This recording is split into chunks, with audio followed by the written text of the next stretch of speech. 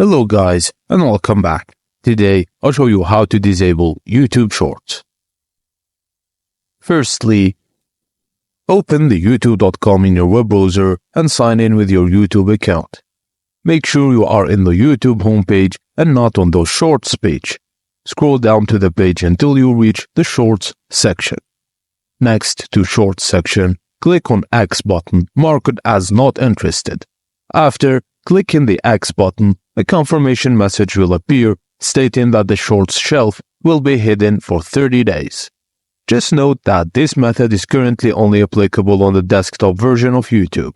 If you want to disable Shorts on the mobile app, you can do so by accessing YouTube in desktop mode through your mobile browser.